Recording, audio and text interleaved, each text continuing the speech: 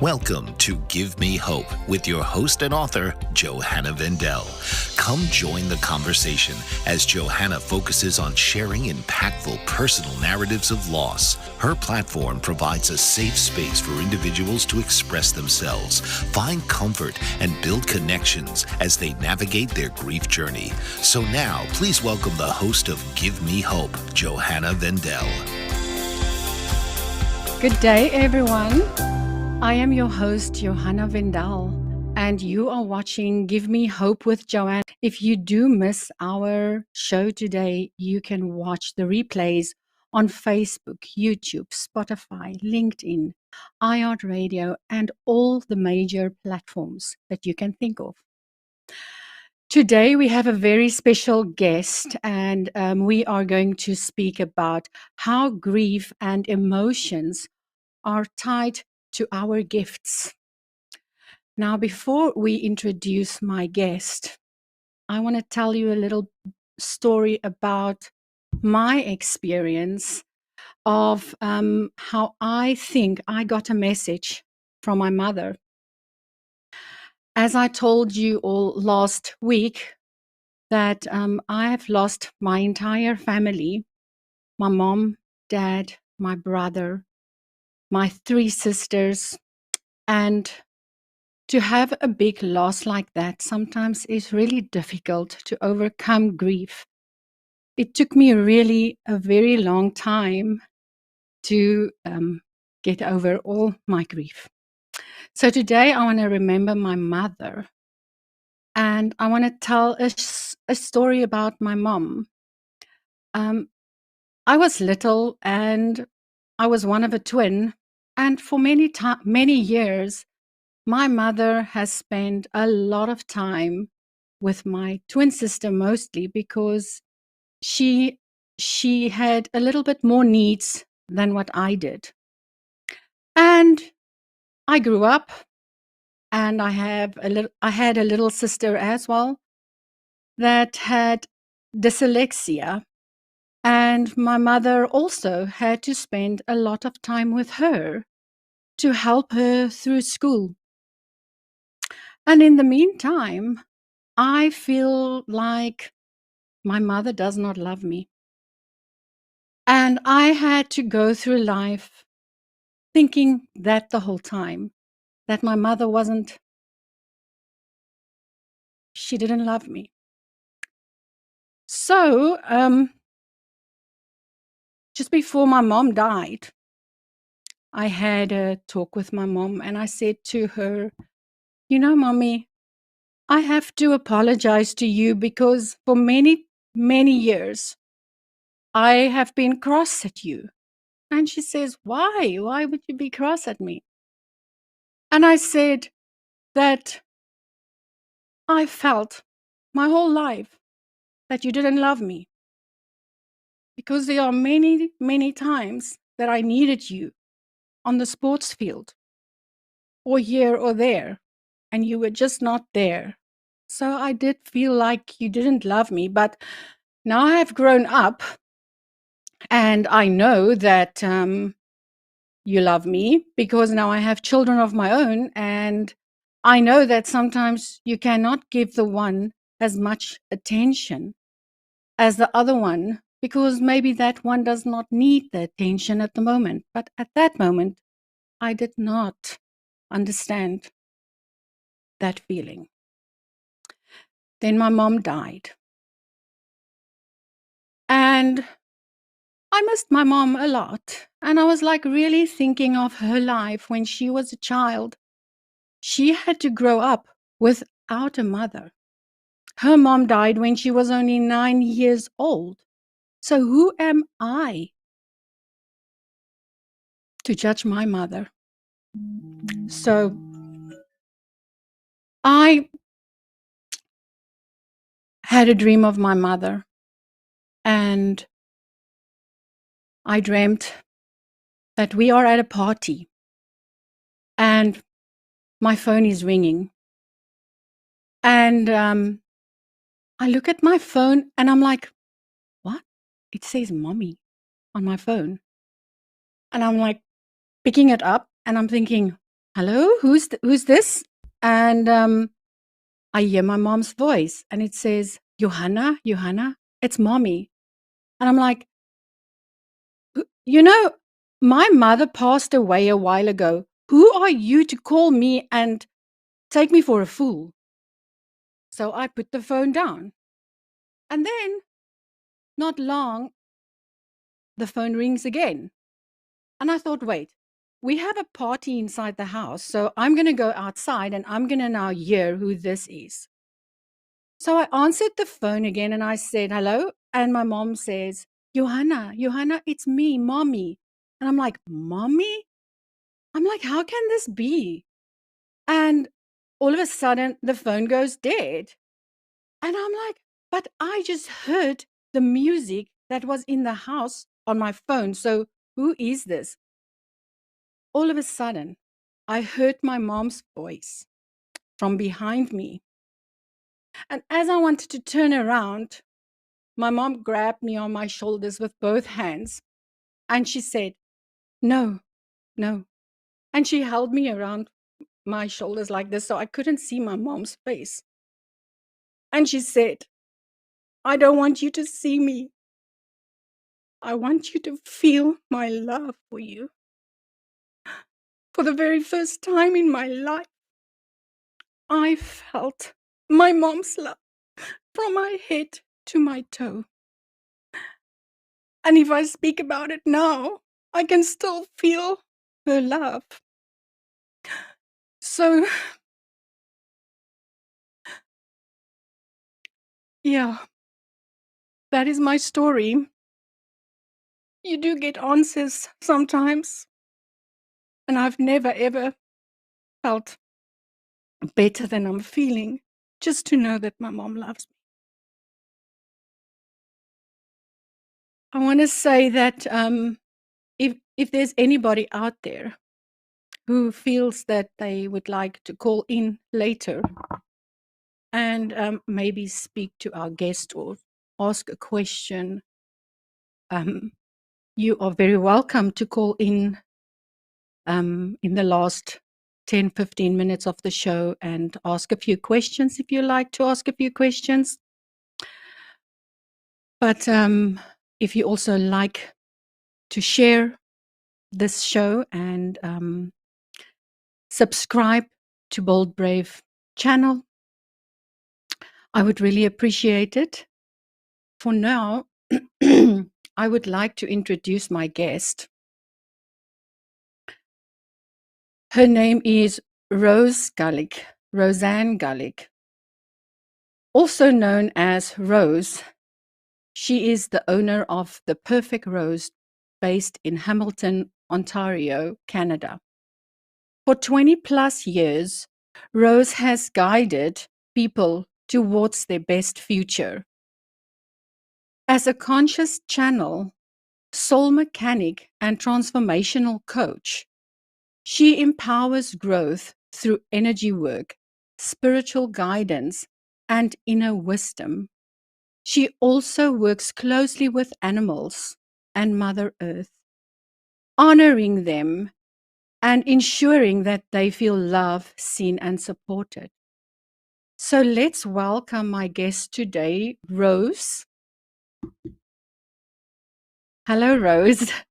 Well, I'm glad I brought my Kleenex this morning. I felt so much life pour through me when you shared your story about your mom, and I really felt guided to share, some of those things myself with some of the characters, like, because I have lost my loved ones as well, and I do believe in my heart that one of my main characters, my mother, she I really was contemplating when I was meditating today, and I was really thinking about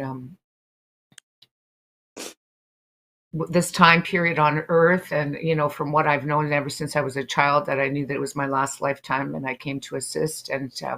But I didn't necessarily know how that was going to be. So I was joking, said I'd help little old ladies cross the street. I figured that was helping people, right? There's a whole bunch of different ways where you can help people, but I had a flash this morning. I had a flash of my childhood. I mean, I grew up in a beautiful neighborhood. I was, I'm sure, I don't know if you were that. I was a little girly girl. Like I like to wear dresses and sparkly things, and you know, my dad actually bought like a dress shop for my mom and wanted her to work in it, but it didn't necessarily. So I used to wear all her clothes. Like she would have so much patience for me. I'd be wearing all her clothes and putting on all her jewelry and waiting for daddy to come home like I was this grown-up woman, type of a thing. And so I grew up in a very beautiful neighborhood. It would have looked like on the outside, it would have looked like Leave It to Beaver. Like my parents didn't drink, whatever. But the truth of the matter is my mom had a chain lock on her bedroom door, and I thought that was normal. I thought that it was normal to have a chain lock on your bedroom door. And the strangest part was I never, like my father, even though he was abusive with my mother, I would realize this later, that he never was with us. Like, it was just the strangest thing. So I was about 4 going on 5. They had a fight. He takes me into his room. She takes my brother into her room where the chain lock is, because we used to all sleep in her room. My brother, it would be me, my brother, and my mom at the end of the bed. And in the middle of that night is when he broke through there and he ended up hitting her. And he hit her with the trim, right? So ended up the nails were penetrated. It was a traumatic experience. I was like 4 going on 5. My brother's crying. I'm crying. We finally get my dad off my mom, and it ends up he leaves, and we go to the hospital. I put my favorite little dress on, and I come back, and my dad is there nailing on a ladder with his dress pants on. He didn't even have casual clothes. Like my father was an accountant, so he was very proper. And it ended up that, he's nailing the trim back. And my mom was devastated, of course. And I remember tugging on his pant leg and saying, "Daddy, you hurt mommy. I think you should apologize to her." And he said, "Apologize for what? I did nothing wrong." So this would start the whole trajectory of my life to go, well, that's kind of weird. And then eventually my mom would change the locks, and then she would go on her own. But my mom had me kind of late in life, right? So when I think about, like in these past few years, because I lost my mom right after I left my full-time job to put myself into my mission more fully, my mom passed away. And I thought I did a lot of healing work about her then. But it ended up in these past few years, the clarity that I've received after I lost my brother and my ex, and I've been kind of just reevaluating my life, the compassion I have for my mother for the time period that she came from. Because just like you said, your mother didn't get that love from her mother. How was she supposed? And so when I really feel in my heart, because when I was meditating this morning, what I feel in my heart is that, my goodness, these characters, between my mother and my father, and even my grandmother, there's some of the things that she experienced. And because of who I am and what I've come to earth to do. And then my brother, even what I experienced with him before he passed. And some of the other characters, be it good, bad, or otherwise. Some of the pain that they had to experience for me to live past and through, even though they inflicted some on me themselves, to be able to help me to serve humanity now. You see what I'm trying to say? Like that's where. Rose, can you maybe tell the viewers, how did your name, The Perfect Rose, came about? Okay, so that takes us to the next, like years later, after I had gone through various stages of my awakening process. I think it's my spirituality was in my life the whole life. I've gone gradually asking a lot of questions. But in 2002, I was at an angel workshop and in Laguna Beach, California. It was quite wild. It was a 5-day intensive. And so when you do intensives like that, like what you can grow in 5 days is like almost like a year in traditional therapy. Like you could grow exponentially in group energy workshops, right? So it ended up that I was told by the angels that my mission was to recognize my divine nature and to assist others in doing the same. And it ended up that I would have a flash and a vision of a deck of cards that I was supposed to make called the Perfect Rose deck. And it actually would have been all the tools that I had learned on my journey to get me to that place at that point. And so I would end up building my whole mission around the sample deck, which I did create, and then everything else, but I never completed the actual deck itself. I made all the tools, made all the meditations, but I never really completed the deck itself. So that's how I started to be called the Perfect Rose. But it was sparkling gold. So that's why my website is a different color than most spiritual people. If you've noticed, my website is like different. Like when I was told to create, it was like black and gold and red and green. Like, most spiritual people, it's like blues and purples.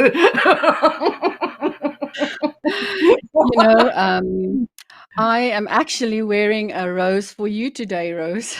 Oh, thank you. I love roses, and red is definitely my color. I love And it. I also believe in colors that has different stories. And if you wear a certain color, it's saying this about you, and things like that.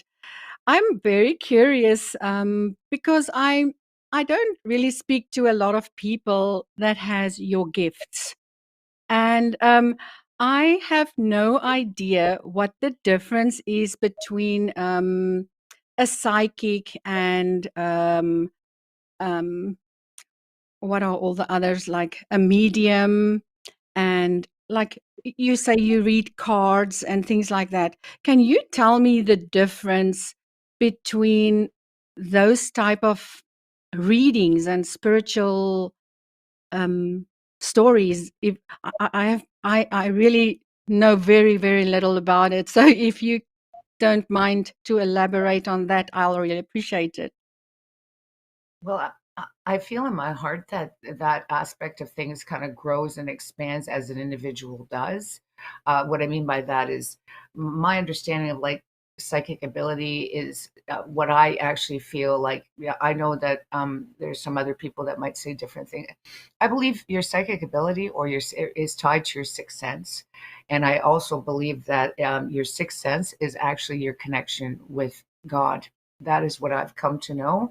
So the only reason why I use the word psychic is because of the fact that I am tapping into energies that are not necessarily something you can physically see, right? So to be able to access that information for others, I think some people misinterpret what a medium is. Actually someone who just is able to tune into the different like realms, right? Be it, the higher frequency realms, like to the angels, like they're mediating, right? So they're mediators. Yes. But unfortunately, our society has labeled mediums as just someone who talks to dead people. You see what I'm trying to say? But the key element is what I've come to know is like when my brother passed away, I did go. I'll give you an example. I did get to go to a funeral of some sort for my brother. It was very small. It was during COVID, so it was very small.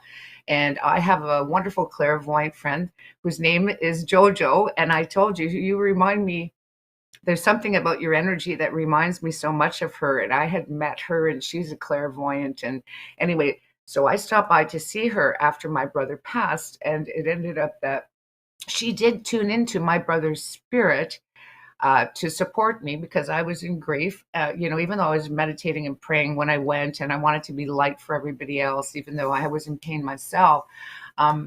But she actually tapped into the thought forms my brother had more while he was alive than necessarily what the advice he would have given me when he was in the heavenly realms. So, Mm. so even though she got a lot of accurate information, like it was unbelievable the information she got. She knew he was injured more in one eye. She knew there was a ring there. She knew there was all these different things. Like, to be honest with you, it was quite profound. But if I would have followed the advice that she actually gave me, it probably could have got me killed. You see what I'm trying to say? So I know it for a fact in my heart that someone in the heavenly realms if she had tapped into the energy from where he would have been, then not necessarily where he was, it would have been different information, right? So, Yes. so there are different levels of psychics. There are different levels of mediums. And most of the ones that are big on, they're usually talking more about what the soul was here on earth. You see what I'm trying to say? Like, the role that they played here, or do you remember when we were cooking over here, or do you remember taking care of me there? So they're tapping into those energies where my intention is to tap into more from where they are now in spirit, kind of looking down, going, hey, I got, they're more in the loving energy and just guiding and supporting at that point, Yes. and really helping usually my clients are more about, say, for example, like if their past on level comes through, it's more if they're dealing with regret. You know what I mean? If my client is dealing with some form of regret, maybe I should have done this better, or perhaps, it really depends on each situation. I feel like Yeah.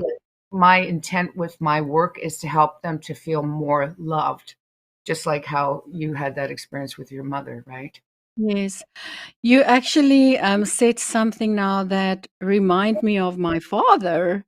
My father used to be a very spiritual man.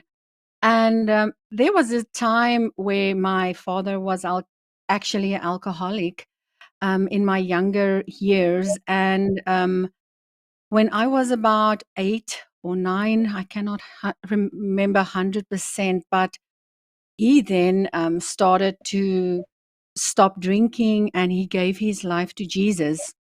And he helped so many people um, and pray over them. And one time, so my father, he then, after he stopped drinking and going to church, he started to study the Bible. And we were at that time we were in the old apostolic church, the very old apostolic church in South Africa. And my dad then studied so hard that he became a deacon, and then he became a priest, and he started to preach in church. Mm. And then people would come to him and say, will he please come to their house to clean their house? Because it feels like that the energy or the spirit in the house is just overbearing, and he needs to just clean that house, the spirits in the house. And when you were speaking, it was just making me think of my dad, how my dad told us these small little stories. He didn't want to tell us many stories because we were still young and maybe didn't know how we will react to this. But wow, I have not thought of this little thought for a very, very long time. And my dad is gone now for 32 years this year already. But I do believe that you can feel the spirits and you can clean your house by praying and asking God to let the spirits that is not welcome leave your house. Any thoughts on that? Well, first of all, there was the one. Oh, first of all, I feel like I need to meet you where you shared at first before I go there. Um, Sure. my my I was blessed to have one of my best friends growing up had an experience like that with her father. She confided that in me. I do believe he had a near-death experience. So I had that seed planted when I was about 13 or 14 years old, to because he ended up becoming totally different, quit drinking, got baptized, went to the church. Just a lovely character. He didn't talk very much though, so his role was different than your father's. But I find it Mm. interesting that you're sharing that, because for me that was something that I stored away in the back of my mind to show, hey, and he was a big hockey player. So we're talking guy that was a drinker and a hockey player turning into You know what I'm saying, right? So to converting into that, which I'm sure maybe you saw that drastic change with your father. It just goes to show you. So some of my experiences are, yes, I do think sometimes it is lower level entities. Sometimes it's souls that don't know they're dead. So I sometimes it's also think it's souls that. that don't know they're I dead. do believe in it. Right? And I believe in my heart, so this is why we have to be a little bit careful. Sometimes what's happening right now, and this is a little bit out there, but I'm just going to share it anyhow, and whether it lands or not. A few years ago, quite a few years ago, I had this lady in an apartment building. She was in an apartment, but she could not sleep. There were spirits like bugging her all the time. I got intuitively, they were playing cards. They were playing cards every night. They were hanging out playing cards, right? But it was driving her crazy. You know what I mean? So, and I said, listen, I said, I'm getting intuitively, these suckers are not leaving, because they're happy. They're playing cards, right? You know what I mean? So I told her what to do. I said, listen, I said, you're gonna tell them this, you're gonna do this, you're gonna do that. And it ended up like, I'd have to say a few days later, I get this call.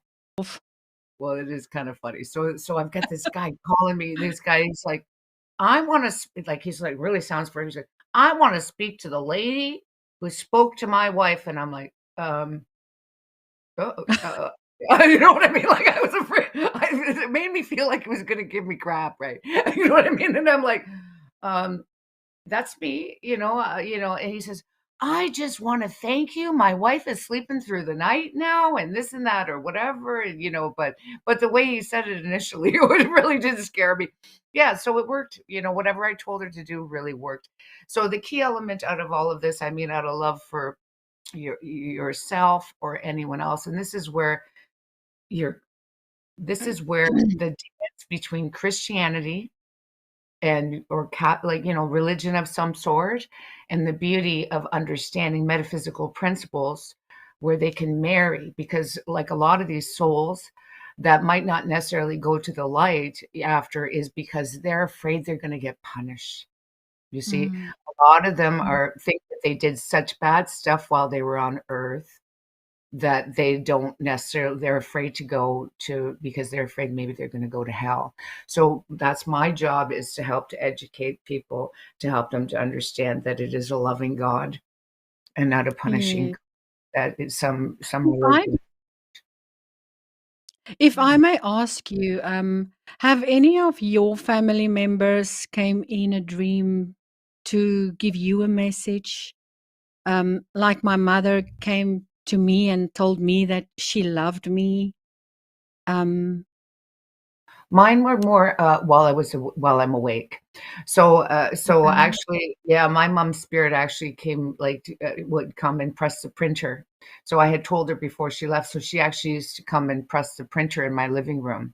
I would hear ding, ding, ding, ding, ding, and I'm like, "Hey, ma," and then I would hear him. But there are different stages. I believe in my heart, your psychic, your connection comes through a little bit more in dreams at the beginning, for you to feel safer, right? Because for anyone that might be a little too frightened for something like that to happen in while they're awake, I believe, see, your spirit, your higher self, your God self, the Holy Spirit, whatever you want to call it, it loves you, right? And it wants to support you in all aspects, but it also knows it's much easier for it to do that if you're not frightened of it, right? So your mom had to kind of come to visit you in spirit, because that would, like in sleep time, because that would be easier for you to Yes. process, right? You see what I'm trying to say? Now that you're saying that, um, my twin sister could also see spirits, and it scared me a lot when my dad was speaking about a few things that happens, and then my twin sister saw one of her classmates that passed away. We were, I think, about maybe grade 3 or 4 at that time, and my twin sister, she said that she saw her friend that passed away in school, and I, for me, it was I was so scared, and I think because I have many times prayed that I don't want to see a spirit or be speaking to a spirit when I'm awake, because I think I will be so scared. And I say to God, many times, give me a sign, please, because you know how we ask for signs, like, are they watching over me, or can they see that I have another child, or are they coming to acknowledge what I have become in my life, and small things like that. You miss those things. And then sometimes I do speak to them and ask if I can just get a sign. I sometimes just pray that I can dream of my little sister who has passed away recently. And it is so difficult because you cannot pick the phone up anymore. But I still don't want to see them. But if I dream about them, it is definitely like it's calming my soul a little bit to know that they are okay, or they are watching, or something like that. Um, it's just difficult to want to know what they would have thought.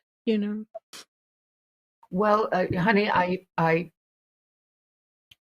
I feel, I'll be honest with you.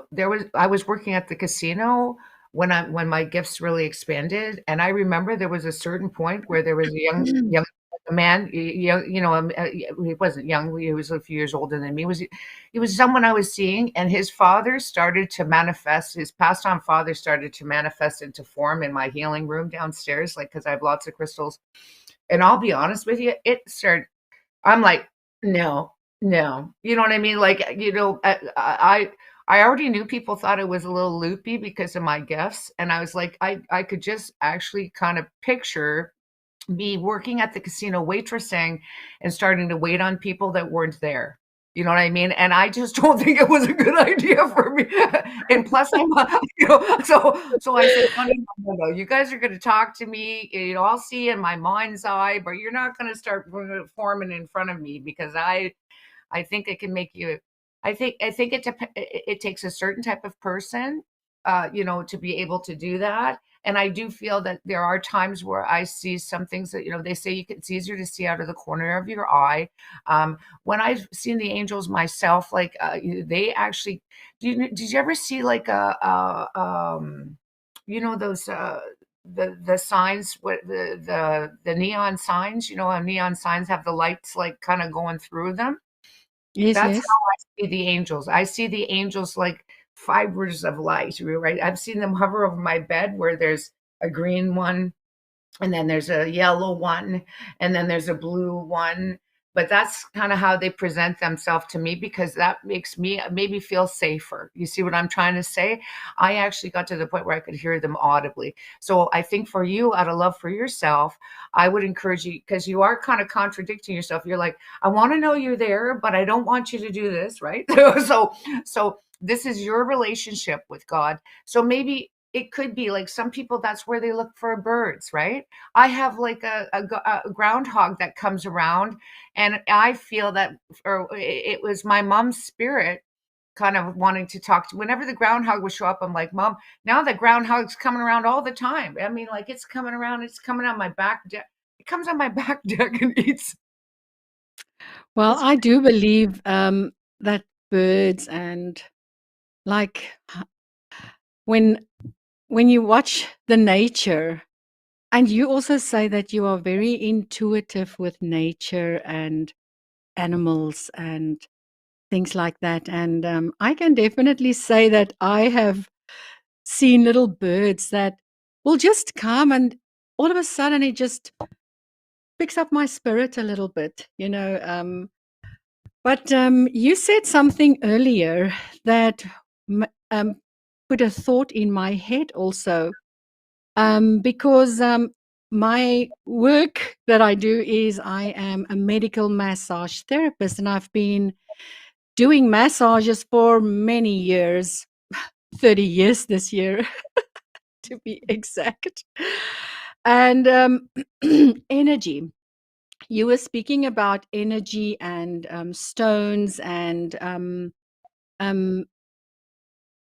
energy. Yes. So, energy, I know that many people that I have massaged before would say, "Oh, you've got such a powerful energy," or they would say something like, "Your aura is shining beautifully around you." And I unfortunately cannot see these things, but I do believe in the power of energy when you touch someone, when you do massages, for instance, and the energy flows through your hands, whatever your thoughts are. If you don't have good thoughts for that day, you should not be doing a massage or speaking to someone who is coming to release all of their stress and tension for the day. You have to do it with a pure heart and a pure mind when you touch those people. And I I think that is also how I put good energy into my clients, because what do you want? You want them to stand up and say, "Oh, I feel so good. Thank you so much." And you know what? Then I know that I have done something good for today. Absolutely. So Yes, I can you maybe elaborate on energy works from different energies? Because now you do crystals and all of that, which I don't, and auras. Can you explain to me the difference between those different energies? well, as you keep growing more spiritually, I think the most important thing to realize, what actually I started really doing was, I think your intent, from the way that you're describing that to me, it's your intent, right? Like your intention is you want, I'm assuming you do pray a lot though. For you to even facilitate that light pouring through you, like my natural response is to go, this woman's already praying to be a channel of some sort, right? What and I can't help but feel, and I know that I do that with my clients, and that's why I try to explain to them sometimes that I would like to do sessions longer, because of the word psychic, sometimes they're distressed when they're calling me, right? So to take a person from distress and having these life issues that I'm yapping to them about and getting guidance about, which, uh, I like to incorporate the energy work because, like you experience, when you're doing your work, it helps them to release some of those trapped, because just I find that just by talking about something is helpful, but combining it with energy helps it to move faster and them to become more balanced, right? So, if that Yes, does that yes. make sense so far? I also think it is talking to them, and I do pray all the time. I think even while I'm massaging, sometimes when they Right? tell me things, I'm I psychic, kind of, I can feel it. I pray, Sorry for laughing, but I it, have to and I say it out say, loud, when you I know? sometimes finish and I know that they are going through a tough time, or that they really sore, I pray and I say, please help them to feel better when they stand up here, And I've also listened to a few of your podcast um, stories. For you that don't know, that Rose has her own soul mechanic show, also on Bold Brave Television. Um, and her show is tonight at 8 o'clock Eastern Time, if I'm not mistaken.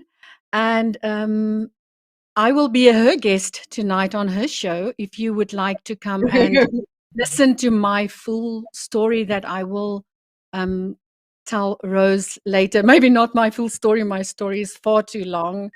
But we will definitely touch a few things, because I still feel like I need to speak to Rose. Yeah. So what I was listening to on one of your podcasts was when you speak something to, so say for instance, I think, if I'm recalling what you said, You said something like, when you speak to your child and you say, don't do that, you're going to get hurt, and the kids don't want to listen sometimes. And what happens? They do it and they get hurt, So speaking premonitions, is it premonitions? You can help me if I'm not correct.